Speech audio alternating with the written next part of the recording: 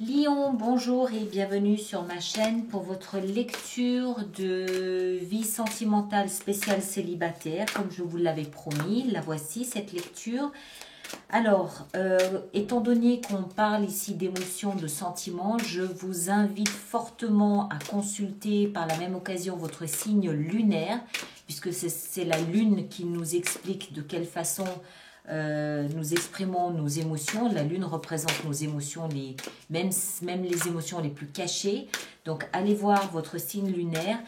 Et aussi, si vous le connaissez, si vous le savez, votre Vénus, savoir dans quel signe, je bafouille cet après-midi, je suis désolée. Si vous savez dans quel signe se trouve votre Vénus, allez également consulter ce signe-là. C'est encore une fois des informations qui peuvent vous permettre de redéfinir un petit peu plus précisément ce parcours. Alors, on va commencer comme on l'a fait les fois précédentes. Je vais vous sortir un oracle de l'amour universel que je vous lirai.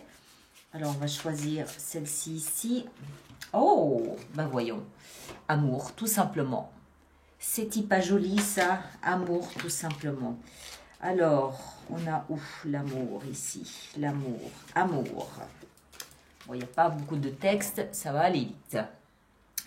Laissez l'amour guider vos paroles, vos pensées et vos actions, et l'une de vos relations va considérablement s'améliorer. Sachez que l'amour guérit toute chose. Il illumine les cœurs et les esprits. Il ouvre les portes précédemment fermées et révèle les voies cachées jusque-là. Le seul ennemi de l'amour est la peur. Ainsi, soyez intrépides. La prochaine fois que vous devrez réagir ou répondre à une situation à travers le prisme de la peur, faites une pause et remplacez la peur par l'amour. Vous serez étonné des résultats de ce simple changement d'attitude.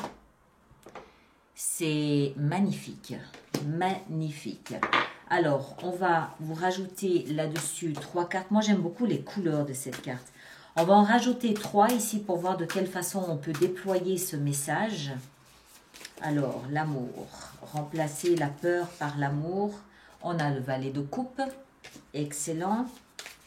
On a 8 de bâton.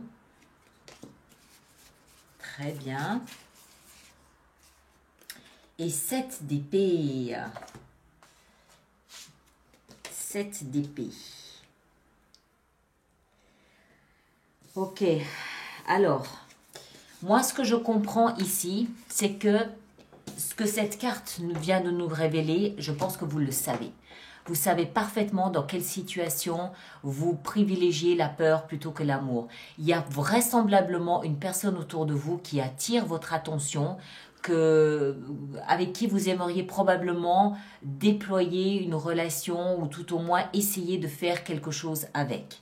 Mais donc, ici, vous représentez là le valet de coupe, cette relation, ce début, cette envie, cette pépite, cette étincelle de souhait, elle provient de votre cœur, elle est là, elle existe chez vous, mais encore une fois, encore rien n'a été fait. C'est vraiment juste une pépite. On a le valet, on n'a pas le roi. Vous n'êtes pas engagé dedans.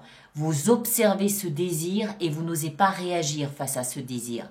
Même si vous voyez tout un paquet de synchronicités qui vous pousserait dans cette direction. D'accord ?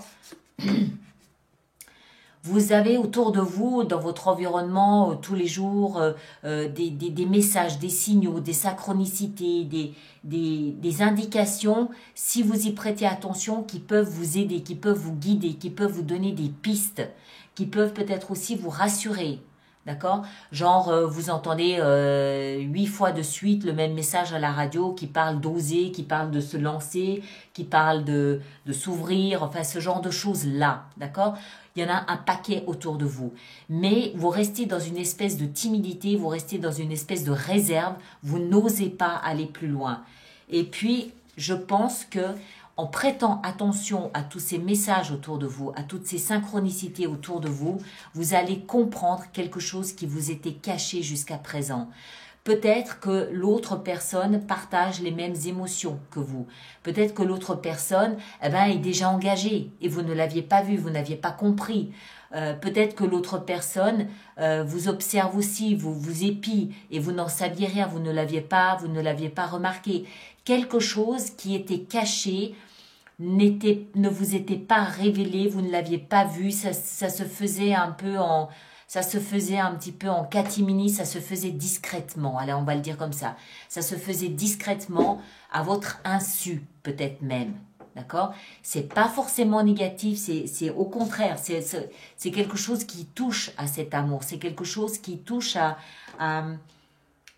c'est quelque chose qui touche à ce beau cadeau qui est là devant vous, à cette promesse qui est là devant vous, mais à laquelle vous n'osez pas croire, à laquelle vous n'osez pas adhérer, pour une raison ou pour une autre, alors que vous le souhaitez. Peut-être qu'en fait c'est chez vous que c'est naissant, peut-être que l'autre personne vous aime secrètement depuis 6 mois et vous ne vous en étiez pas rendu compte. Et vous commencez à avoir tout un paquet de signaux ici, peut-être que vous trouvez des fleurs sur votre paillasson 3 fois par semaine et vous vous interrogez et vous vous rendez compte que, ah bah tiens, oui, c'est effectivement, ça peut fonctionner dans les deux sens, hein, on est bien d'accord.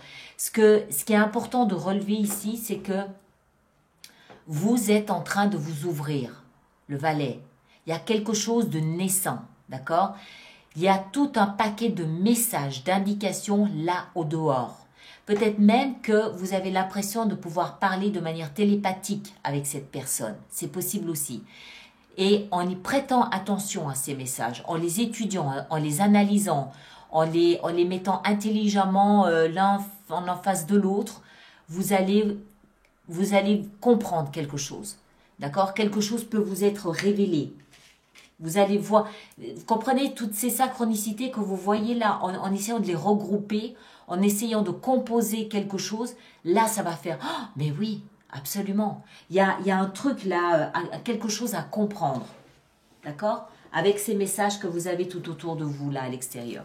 Alors, on va sortir maintenant la petite carte conseil pour vous.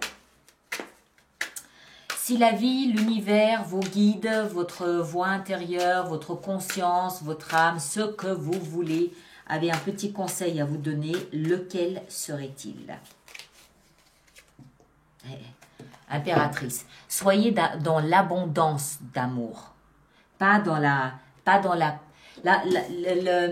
l'impératrice, elle donne de l'amour en permanence, elle se pose pas de questions, elle est amour. Ça irradie d'elle, de son cœur, c'est non-stop, d'accord? Elle n'a pas peur, au contraire, elle sait que l'amour guérit tous les maux.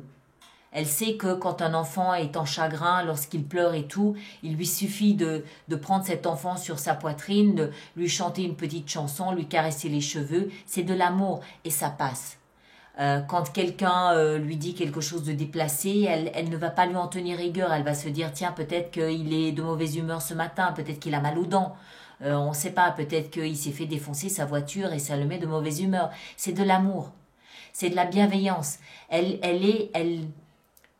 irradie d'amour, l'impératrice. Elle irradie d'amour et d'empathie et de bienveillance. D'accord? Il y a différents degrés d'amour. Elle irradie tout ça. Donc le conseil ici qui pourrait vous être donné, c'est soyez dans l'amour. C'est exactement ce que vous disait cette carte ici. Soyez dans l'amour, pas dans la peur.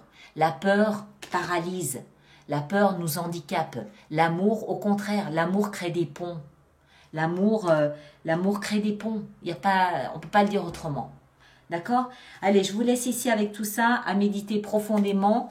En attendant, merci de partager, de liker, de laisser vos commentaires et de vous abonner si ce n'est pas déjà fait. Et on se retrouve de toute façon le 25 décembre pour les lectures intuitives mensuelles du mois de janvier 2021. D'accord?